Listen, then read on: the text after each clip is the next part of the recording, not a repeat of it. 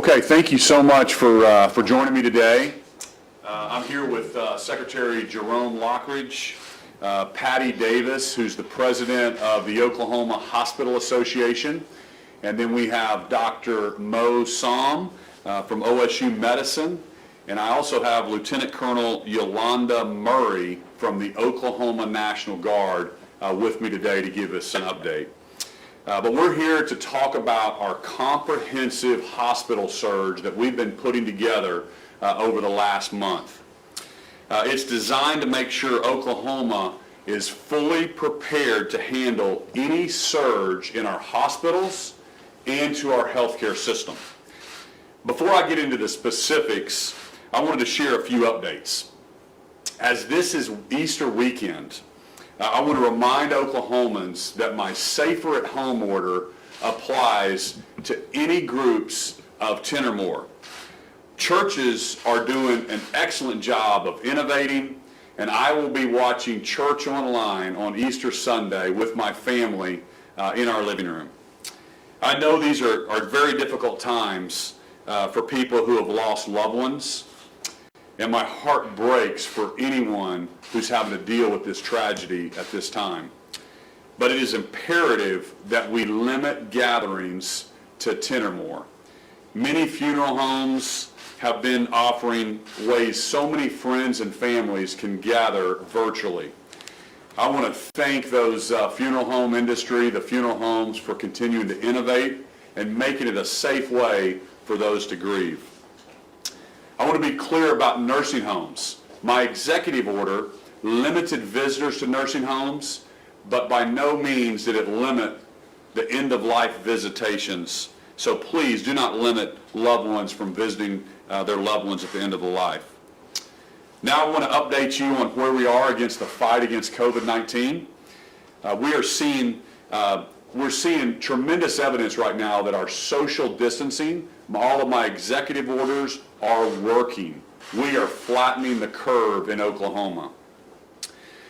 It is critical, though, that we don't take our foot off the gas. We need to continue these social distancing practices through the end of April so we can get back to normal as soon as possible.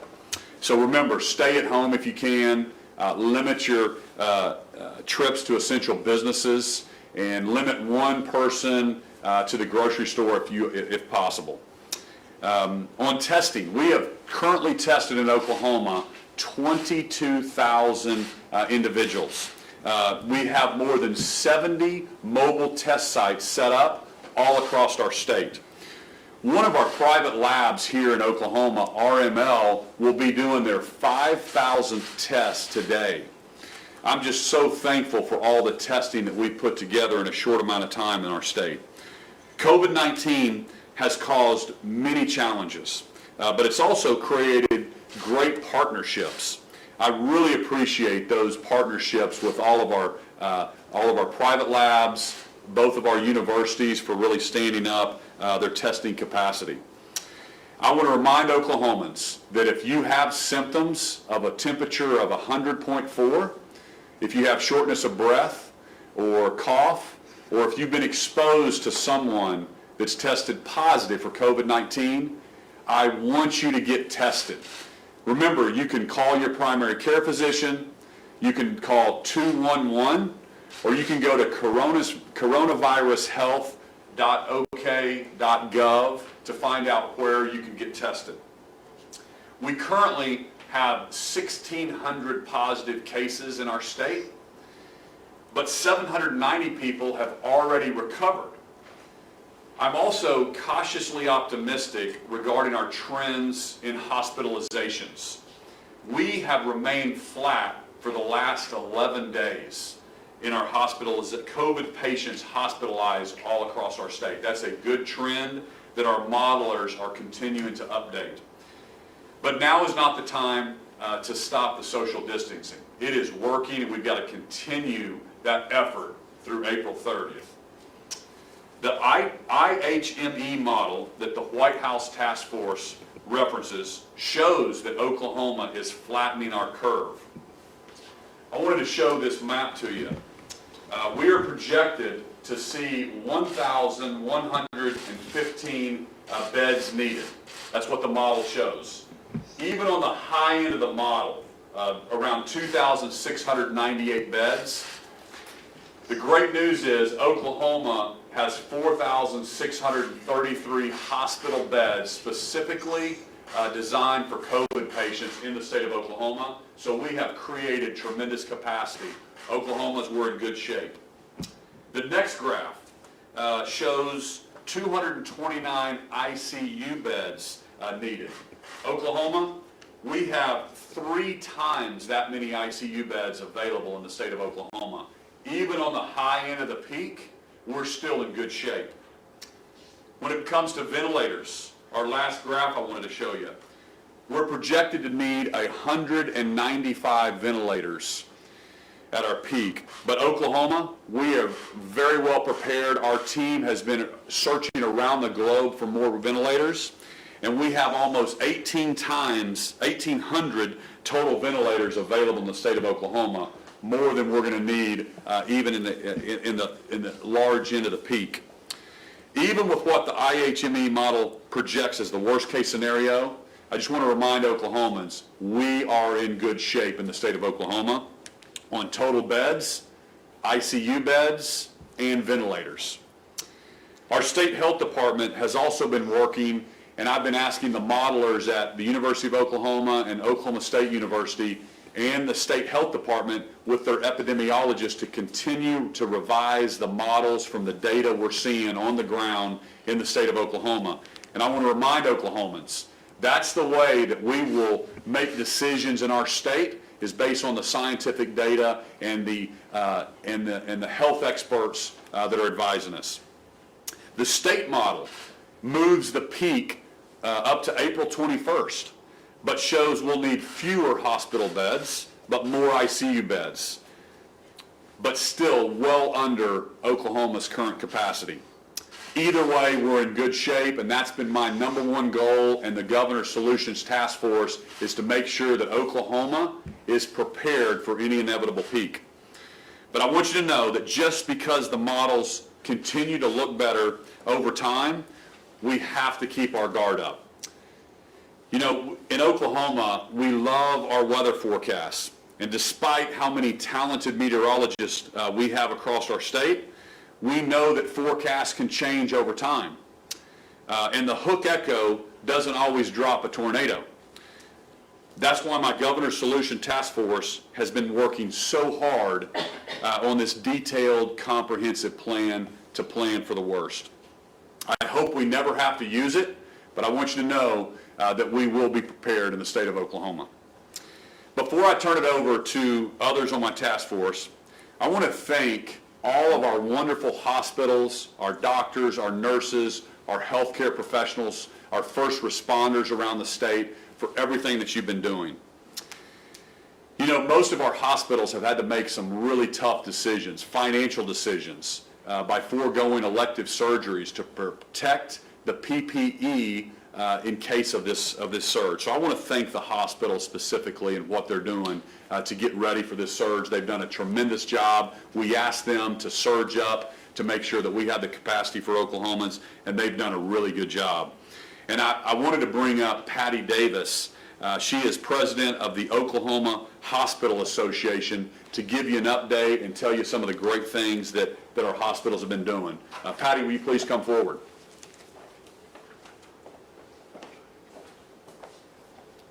Well, thank you, Governor Stitt, and thank you all for being here today. When we were tasked with determining whether or not Oklahoma was capable of tackling this crisis, the Oklahoma Hospital Association quickly inventoried our member hospitals to determine how many beds are available, how many ICUs are available, and how many ventilators are available. What we learned is an amazing thing about Oklahomans, that we are ready as we can be for what may be coming at us. We know after taking an inventory, not just Oklahoma City and Tulsa have the capability of taking care of COVID patients. Today, hospitals across the state are doing that, and they're doing it very, very well with their medical staffs in managing people close to home. The surge plan will rely upon a regional model. That being said, we have 72 hospitals that have ventilator capability, and that is by far the most critical need in the most serious patients. The surge plan will work like this. We will keep patients in the region to the capability of the region if all possible. If a higher level of care is needed in Oklahoma City and Tulsa, that will be managed by the TREC, which is the Trauma Triage Referral Center, and they will be managing transfers in.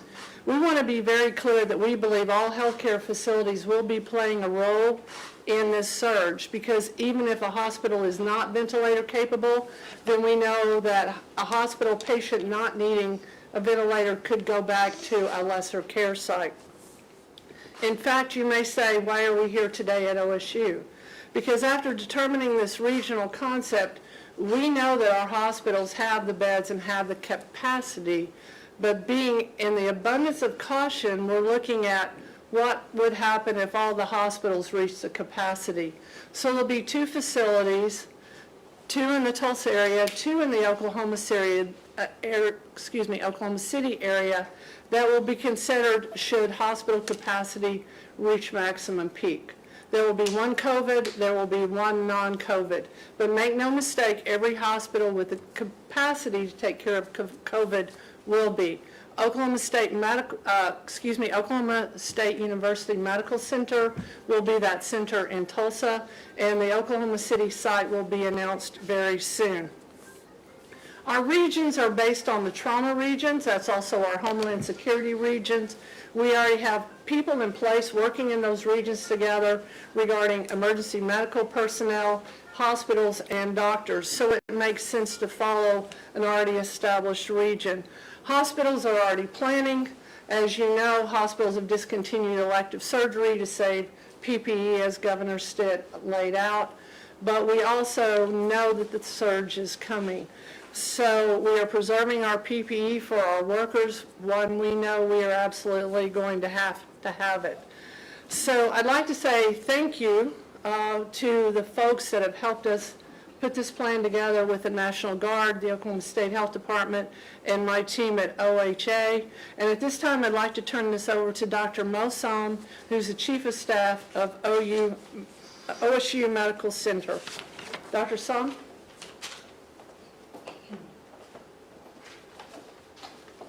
I wanted to, first of all, thank Patty and Governor Stitt as far as all of the efforts that they've actually taken to ensure that the city of Oklahoma is actually protected appropriately. I also want to emphasize what both of them have mentioned is that this very much is a collaborative effort between all of the healthcare facilities in conjunction with the governor's office. This has been designed very carefully in order to protect all of our Oklahoman citizens if the surge should actually happen. One thing that I do want to emphasize that was also mentioned is that this is not able to be accomplished unless all of the healthcare facilities are working together. This means that patients that are in their existing systems, if they're COVID positive, should not be transferred immediately over to COVID designated flex facilities. This is essentially a safety outlet if we should in fact hit the surge. One of the most important things that I can encourage all of Oklahomans to do is, number one, maintain social distancing, maintain good hand hygiene, because we know those things are actually working. In addition, if you have concerns or questions, make sure that you maintain a good relationship with your primary care providers, either through virtual medicine, telehealth, or just simple phone calls, because those individuals play such an important role now, so that we can keep our Oklahomans safe, we can keep them at home if at all possible, and we can keep them protected from the COVID-19 virus. And now I am going to introduce the Army National Guard, who is going to give you a little bit of a brief update, as their role is very, very important in this time.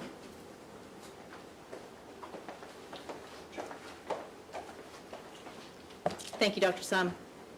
I'm Lieutenant Colonel Murray. I'm currently a medical administrator and planner for the Oklahoma Army National Guard. And currently our role, at the request of the governor, is to have the 29 members of the Oklahoma National Guard Joint Task Force, which is commanded by Brigadier General Tommy Mancino, and we've activated them to join in with the governor's task force. The 29 members are made up of various soldiers and airmen with various skill levels, and our mission right now is basically we are contributing partners. We are contributing planners, we are assisting in the communications, we are assisting in data collection, and then very quickly, we are also going to support the locations for the strategic national stockpile that includes the PPE inventory as well as other equipment that is ready for distribution. We continue to look forward to supporting the governor's task force, the people of Oklahoma in this very important endeavor. We are definitely all in this together. It's a very sensitive time for us, and we understand that, and that is why I want to emphasize we are your neighbor. The motto of the National Guard that we have right now is always ready, always there, and that's exactly what we intend to do. Thank you. Governor?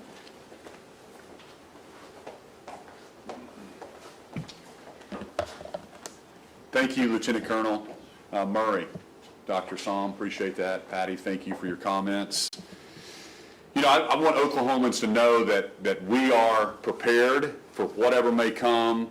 We have the hospital surge plans in place, and that's our main goal, is to make sure that ventilators, ICU beds, and hospital beds, that we are prepared for any spike that might happen.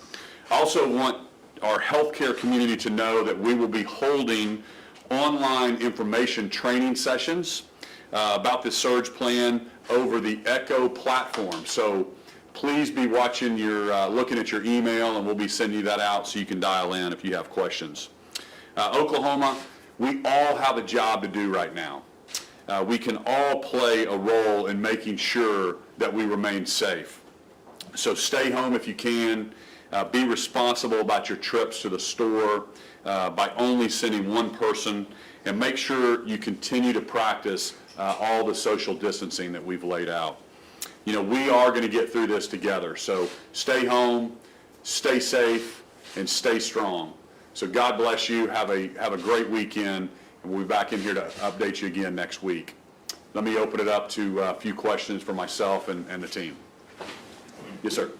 We've gotten some questions about whether there are people who have died with COVID-type symptoms, but they weren't tested while they were living, and whether they are tested after they post-mortem. Yeah.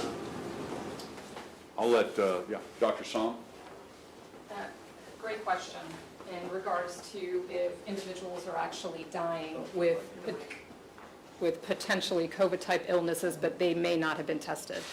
We can't count for all of the individuals that are in the community that may have actually died within the community and they actually hadn't reached a healthcare facility to be tested. As far as the postmortem diagnosis, it really depends on if those individuals are going for autopsy or not, if you can actually truly determine if their death was related to a COVID-related illness. One of the things that I think the public needs to understand and keep in mind that we still have other underlying conditions that can play a role in the risk of having an illness that could potentially be fatal, and not every death that is transpiring is 100% related to COVID-related illness. And so the other part of your question was, are patients being aggressively screened essentially as they're coming into the hospital for any possibility that it could be related to COVID? I can assure you that that is happening. We understand that this virus is continuously changing, and we understand that this virus is potentially presenting with other concomitant disease presentations, and so those individuals are being screened appropriately and definitely not unnecessarily, to ensure that if COVID is playing a role into their health care, that is being addressed. So, but I suppose if someone were to die at home or something like that, it's possible That they could have had this potentially. and they're not, there's no autopsy, so we don't really know what happened. No, if an individual has died at home and there was no autopsy, there was no way to definitively tell, well, if that was a death secondary to a COVID-related illness. So I guess the answer is it's possible, but not likely. You're correct. It is always possible. Yes. Lawyer, so you guys had said at one point, once OSU Med got up and running the testing lab center, you would be able to test anywhere from 2,000 to 2,800 people a day. The most up-to-date numbers are showing that you've done 22, basically 2,200 in about 2 weeks. So what's really going on with that, and when will we see that, you know, That increase in the numbers? 2,000 to 2,800? Yes. Sure, good afternoon. I'm Jerome Lothridge, Secretary of Health. The OSU facility is ramping. They have capacity currently to do as many as up to 2,800 tests. Right now, for instance, yesterday we collected 1,000 samples, 1,000 swab samples through our distributed testing and sampling centers. So it can, at full peak, reach that. It's really, at this point, a matter of getting our sampling numbers up. One of the key limiters in that is our swabs. We believe we have increased the number of available swabs for so doing. But when the center is up, when the testing center is up to its full capacity, which could be in a matter of days, then we can process that many. But at this point, it's a matter of collection and the pace at which we're able to collect. So you're saying it's still not up to full capacity right now? Oh, it has the full capacity to do so. Now it's a matter of sampling, of getting the samples in on the front end. So you're saying you're not getting the 2,000 to 2,800 samples? Right, no, we collected 1,000 through our system as of yesterday. So that's the governor's admonition that those individuals who are presenting symptoms be tested. This is the way in which we will increase that total base of testing. I have a question for the governor. So you're urging people that are feeling symptoms to get tested. But we've gotten a lot of questions about folks who aren't able to get tested. There's some stipulations and criteria that vary from county, lab, mobile testing sites. So what do we tell Oklahomans who still can't get tested right now? I've heard the stories as well, and I get some, texts or questions or emails or just people that come up and say, hey, we've tried to get tested and we can't get tested as well. Our message is call 211. That's why I've set up 70 mobile testing facilities around the state. That's been our message. We want more testing done. So I want them to call our office, and we're continuing to send out memos to all the different health departments around the state. We have plenty of testing in the state to handle it. And back to that earlier question, we can test through one lab 2,800 a day, but we only got 1,000 test samples, and those are spread out between the multiple labs. But you should get tested if you have symptoms or if you've been in contact with someone that tested positive for COVID-19. So call the 211 and make sure they'll direct you to where you can go get tested. I have a question for you on testing. Okay, so we saw the big jump that you guys put out in the negative numbers, saying you were waiting, for all those private labs to report to you. We've been in contact with some private labs who are saying they're reporting those numbers daily. So why are we not seeing that come in as far as our knowledge? Well, I think we are seeing it. We have 22,000 tests now, so I think we rank right in the middle of the pack of the other states per population of the number of tests that we've run. So we just had in the very beginning, the private labs were only sending us the positives, so we had to chase that down and get the reporting mechanism going. It was an effort for our team, and we did that. I think last week we got that posted. Now we're up to 22,000 tests, and we're going to continue to do that. The other positive thing is we think we're going to be a national leader on an antibody test. We have some labs right now proofing some antibody testing. That is going to be a game changer for Oklahoma and the nation when we can test the general population of who's been exposed and who has already developed antibodies. So out of the 1,600 people that are positive in Oklahoma, remember 790 have already fully recovered.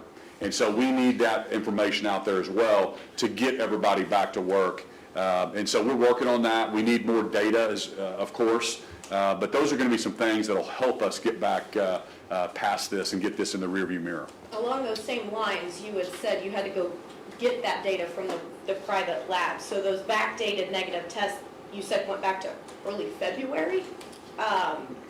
We didn't have a positive test until like a month later. So my next question is, can you tell me how many people were tested in that month? And I guess they were all negative? Did we, Well, I never said the month of February, so I'm not sure when that went back, when the first test was. I know we had our first hospitalization in early March. So I would have to dig into the details on those 22,000 and find out when the first test was from a private lab. So you realize that the hospitals around the state have certain contracts with private labs, and that private lab could be in California or Dallas. That's why I focus so hard to get our current labs in the state to turn those over within 24 hours, because it was taking, in some cases, up to 7 days to get a positive result. So I just have to go back and look at the details on the 22,000 to find out when the first negative popped up. Yeah, I think that would be interesting. Sure, we can. With all the talk about when this actually showed up in Oklahoma, I know we never know, but I think it would be interesting to know when we started testing actually and how many negative tests. Yeah, I'll be happy to get you that detail on that 22,000, and we get a briefing every single day. I've got briefings that have all those tests. I know how many swabs we're doing. We're ramping that up tremendously, because that's about isolation and really tracing down and who has come in contact with those people. It's just so important to get our testing up, and so that's why every press conference I'm reminding Oklahomans, go get tested if you have symptoms. Thank you. Thank you. I'm sorry, I'm still not real clear on the not backup plan, but what the National Guard and hospital associations do as far as the flex sites. Yeah, so the COVID flex, those are hospitals, or what are those that are being sort of like held in reserve in case you need them? Sure, thank you. The model that we pursued, again, in close collaboration with the Hospital Association and with regional hospitals, really has these three concentric circles. In the center is the 40% flex-up plan. So you will recall that by virtue of the governor's executive order about 10 days ago, hospitals were asked to submit plans that contemplated a 40% flex-up. So the center circle represents the collaborative effort of all the 151 member hospitals and all medical centers in the state. So in the yellow is the 40% flex-up that was brought in from that. In the next concentric circle out, we stipulate that there will be 2 COVID flex hospitals, one in the greater Oklahoma City area and one in the greater Tulsa area. We're sitting in the greater Tulsa area's location here at Oklahoma State. Go ahead. Is it here or is it the hospital over here? Yeah, it's across the river, so Okay. right over here. Let's be Yeah. clear. We're sitting proximate to the location, but here at Oklahoma State University. The outer concentric circle is really designed for true flex capacity for non-COVID. So it's possible that we displace sufficient numbers of patients such that we need other hospital capacity. And in this respect, we've drawn in the U.S. Army Corps of Engineers. They've reviewed a number of sites. Again, this was pursuant to the governor's executive order and his particular stipulation that the Corps go and look at a minimum of 10 locations. I believe they've actually surveyed a much greater number of that, 15 to 20. These locations are diffuse and are throughout the state. They will represent what we will go to, again, if we need non-COVID folk accommodated in other hospital settings. And that planning is underway. Those are projects that can be turned on fairly quickly in the matter of days through the U.S. Army Corps of Engineers. And then taken together, again, important to remember that the outer 2 rungs really do represent our safety net should we see an overrun in that 40% flex up over our existing hospitals. Okay, and so then, I've also read some stories about hospitals that have said that some of their shipments and equipment have been seized by the federal government. Have we had any of that here, or is there any concern that, since we seem to be sitting in a pretty good shape, that somebody's going to come in and say, okay, we want 100 of your ventilators or something? Right. We have not particularly experienced seizures by the federal government. To be clear, there are abundant supply chain disruptions. Most of this equipment, as you know by now, is coming out of China, and therefore the supply chain is always suspect, but no time greater than this pandemic. Nonetheless, our particular circumstances are that we sit in good numbers on those key areas, masks most particularly, N and KN95 ventilators, or respirators rather, and then on other nitrile gloves, gowns, face shields. Many of those items are either in full stock or are actually being produced here in Oklahoma. I would cite both gowns and face shields in that latter category.